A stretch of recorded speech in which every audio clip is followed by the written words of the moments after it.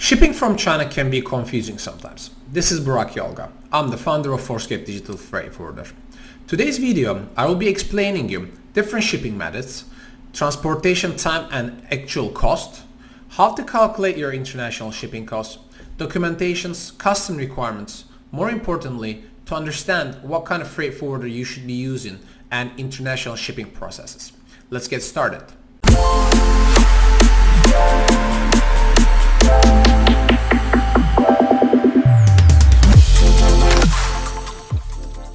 Today's video, I would like to explain you different international shipping methods from China. The first one will be express shipment. Express shipment is generally people are using for their samples or anything below 200 pounds. It is very fast way, however, one of the most expensive options. DHL, UPS, FedEx, TNT, some of the fastest and the most expensive shipping companies in the world. So if you have an urgent position, if you need to ship some samples, that's the easiest way to ship internationally. The other options is air express, air shipments. Air shipments is slightly cheaper compared to express shipments. However, the timing is a little bit more. So if you're shipping express shipment, you can expect your shipment to be delivered within 2 to 4 business days. When it comes to the air shipments, it takes a little bit longer, 3 to 7 days. However, the difference between express shipments and air express is in the express shipment, the shipping company is generally handles the international shipping. If you are shipping anything below $800 for United States, you do not have to pay tax. However, the customs still requires you to compliance all the requirements. For the air shipments, it's a little bit different. If you are shipping anything below 500 to 700 pounds, you can still use air shipments. It will be fast, it will be cost efficient. However, you need to have your own custom broker and you need to arrange your own last mile delivery. So the next option is the international shipping. One of the most common one, ocean freight. Ocean freight, you can do two actually options. One of them is LCL and another is FCL. If you're shipping bulk shipments, you can use a full container. If you still have bulk shipment but you don't have enough cargo for the full container, you can do LCL. We call that consolidate container. So basically, freight forwarders actually take the product from different suppliers, put them in the warehouse, load to a full container, bring it to the destination, break it down and deliver with the last mile delivery. Then it's called consolidate LCL shipments. There are a lot of options that people can hear right now is CDDP and CDDU. DDP means due to delivery paid. So if you have 50 cartons, 100 cartons, 200 cartons, it's either delivering to Amazon or other places.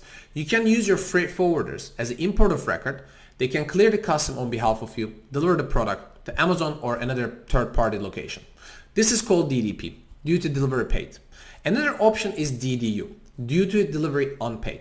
So the same procedure, the only difference is the freight forwarder does not pay the custom duties and tax. So you are responsible of the tax and duty. You can either use your freight forwarder as a custom broker, or you can get your own custom broker and declare the custom on behalf of your own company.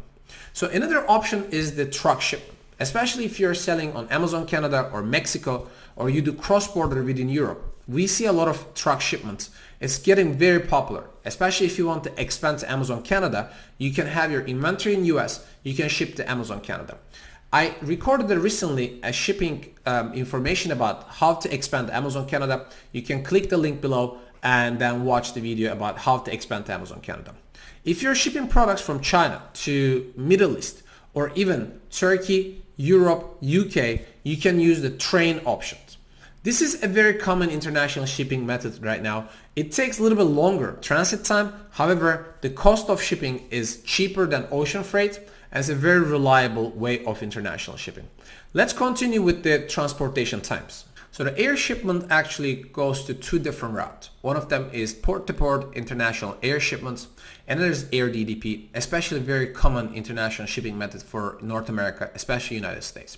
So if you're shipping anything port-to-port, below 500 kilogram, it's an optimum weight for international shipping. You need to have your own custom broker and you need to be handling the last mile delivery directly. You can always hire a freight forwarder who can help you with the port-to-port, custom clearance and the last mile delivery. It's very fast and secure and reliable. There are a lot of different carriers. And when it comes to the air DDP, the custom clearance has been made by your freight forwarder. You don't get an airway bill, you don't get the entry summaries. Generally, they consolidate the shipments and you can receive your products to your door, and it's going to be included the final last mile delivery. So the most common actual route for United States, even if the shipment is going to Ohio, Texas, San Francisco, generally the shipment delivers to Los Angeles. You can either connect with the direct local shipment, local air freight, or by the truck. So if you're shipping anything to UK, Europe, Heathrow, Hamburg, and Amsterdam is the most common route for the international air shipment. If you're shipping some samples, I recommend you to use express shipments, UPS, FedEx, DHL, 2 to 5 days. If you're shipping anything below $800 for America, for North America, for United States, you do not need to pay custom clearance. As I mentioned, you only need to contact with DHL, UPS, FedEx, or TNT. They will help you do custom clearance on behalf of you, and you will receive your products. Let's continue with the ocean freight. Ocean freight is a very common international shipping procedure. So we have a couple of different options: full container, LCL, less than full container, and CDDP.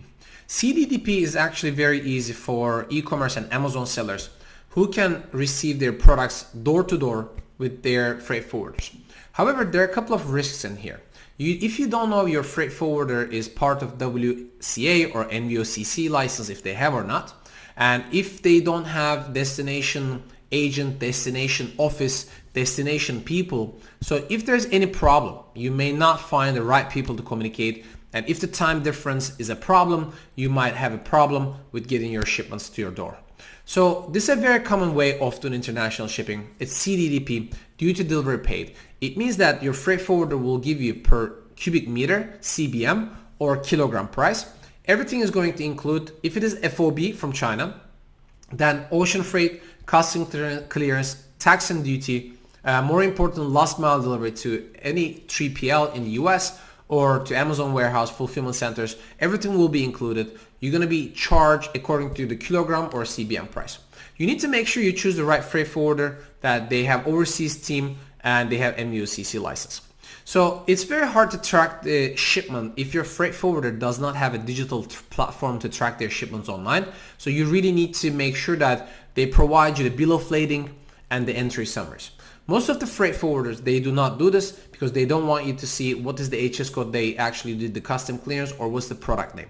So this is something you should be very careful, because in case something happens with the custom, if the custom rejects the products or maybe they give a penalty, you are the one who's going to lose the product. So if you're choosing a CDDP agent, you need to make sure that they're a reliable company. LCL is a traditional way, less than full container. If you don't have enough products to fulfill like a 20 GP, 40 high cube or 45 high cube containers, you can use a less than full container. It's generally 75 cubic meter. It's a longer delivery time because the freight forwarder at the destination needs to take down the container, break it down, pelletize, and ship it to the final destination. It's going to cost you almost same as full container. You cannot control really the schedule. Destination fees can be very high. More importantly, it can take really long steps. So you really need to be careful when you're choosing the LCL shipments. And then full container, if you have a large shipment volume, you can maybe talk to your friends and consolidate your own containers. You can try to order more quantity from your supplier and then ship it with a full container, because your landing cost will be much cheaper per unit per cost. Obviously, direct import opportunities, you can be the import of record in Europe, in US, UK, or other marketplaces. There's not going to be a little additional charges because your freight forwarder probably can give you the price. Everything is included. So make sure that you're consultant to your factory when you place the order. Get the kilogram, get the how many cubic meter, how many CBM. Ask your freight forwarder before you actually ship the cargo. Go consult a couple of freight forwarders. Ask if they have an NVOCC license and if they actually do the import of record on behalf of you, or you need to have a company in US or other marketplaces to import the products. I would like to give you a couple of tips in here. So top questions to ask your freight forwarder. You should be asking them the shipping line. There are different shipping lines such as Maersk, EMC, Evergreen, One High, OOCL. All these shipping lines, they have different schedule, different prices. When you freight forwarder offering you the price, you should be able to compare apple to apple. So that's why it's very important to understand, because some of the shipping lines, it takes from China to US, Los Angeles port, 16 to 18 days. Some of them takes 35 days because they actually stop in Korea and then go to the US market. So the containers actually transfer in different marketplaces. So this is really important to understand the shipping line.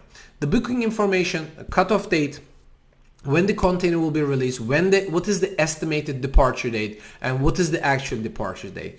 This is something should be provided with the freight forwarder you're working with. I highly recommend you to work with a freight forwarder who has a digital platform. So if you have a shipment actually leaving from Wuhan port or Xiamen port, there is probably no direct shipping from China to US. It needs to be transferred from Xiamen to Shenzhen or Xiamen to Shanghai. So you should be asking your freight forwarder, what is the best option? What is the faster option? Maybe you can pay extra $200 and your shipment will be sailed faster. So it's sometimes worth it. Getting the correct packing list from your from your supplier and forwarding that information to your freight forwarder helps you get the most accurate charges, and your freight charge will not change after that. The transit time, as I mentioned, is very important. So if you ask the right questions to your freight forwarders, you should be getting your product on time without any extra charges. So you should be really careful which freight forwarders you're working with and make sure that you compare the rate according to the correct conditions. So nobody actually in the market talks about international shipping process. Shipping from China. It's actually very simple. However, a lot of people make a big mistake how to calculate the shipping time, shipping process, and they run out of inventory or they order too much inventory. So the first thing first is that freight forwarder, whenever book the shipment, they need to confirm the shipping document with the factory. So the shipment starts, by the time factory gives a confirmation, it takes almost 48 hours to 72 hours. This time, the logistics companies, they're booking the space with the shipping lines. They get the custom declaration form from the suppliers in China, and then they declare to the custom. So factory confirms all these documents. It takes 48 hours to 72 hours. By the time factory tells the freight forwarder when they can send the container or the truck to pick up the shipments. So a lot of people, they have this time blind. So it takes 2 to 3 days in total until the shipment pickup time confirmed and the shipment gets picked up. So in total, we're looking at 45 days by the time shipment gets picked up. It's the same actually for the air shipment. It takes 3 to 5 days to confirm everything, arrange the shipping with the airplane, with the air company, freight company, and then deliver the products to the airport. So a lot of people, they think that by the time the shipment picked up from the factory, it will be immediately on the board of a vessel or the airplane. So normally, especially in the fourth quarter, this time can be expanded up to 10 days. So shipment gets picked up, container is loaded. There's at least 3 to 4 days time by the time shipment gets picked up. It goes to the port, there's a cutoff time. Imagine a shipping line, imagine a container vessel. It can hold more than 8,000, 10,000 container. It's gonna take at least 4 days to 5 days to load that container vessel. So by the time the container loaded, from the time shipment confirmed, it takes almost 7 to 10 days. Nobody actually talks about it. So everyone, you're talking international shipping agents in China, they tell you almost 30 days international shipping time. However, they don't really give you the specific information. So by the time shipment departs from the port all the way to arrive into the destination port, it takes another 16 to 18 days, let's say from Shanghai or Shenzhen to Los Angeles port, Long Beach port. By the time shipment arrives to the destination port, it takes 4 to 6 days to unload all those containers to the port, and then port is busy, and then it takes 2 to 4 days those containers to become available. So actually by the time the shipment arrives to the destination port, you're looking at least 6 to 8 calendar date to containers become available. And then freight forwarders like us need to make an appointment with the port. You cannot just send a truck to pick up a container, because they need to understand what is the location of that container. If the container becomes available, freight forwarders have the access to go to the port website to see if the containers become available or not. By the time shipment arrives to the destination port, until freight forwarder can go pick it up, at least you're looking at 6 to 8 calendar days. The custom clearance process generally finishes by the time the container arrives at the port, 2 to 4 business days. And then the shipment goes to the, after recovered from the port, it goes to the final destination, either Amazon FBA warehouses or the third-party warehouses.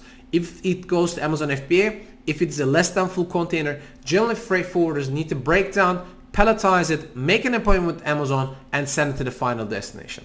So actually, international shipping process, it seems very easy. However, if you don't know the steps, if any step gets actually fail or delay, your shipment will be delayed and you might be running out of inventory. If you're selling on Amazon, it's a very big problem. So that's why you need to understand the shipping process. You need to be very transparent with your freight forwarder. Ask them to notify you for each step, and most likely use a freight forwarder who has a digital platform to track the shipments online.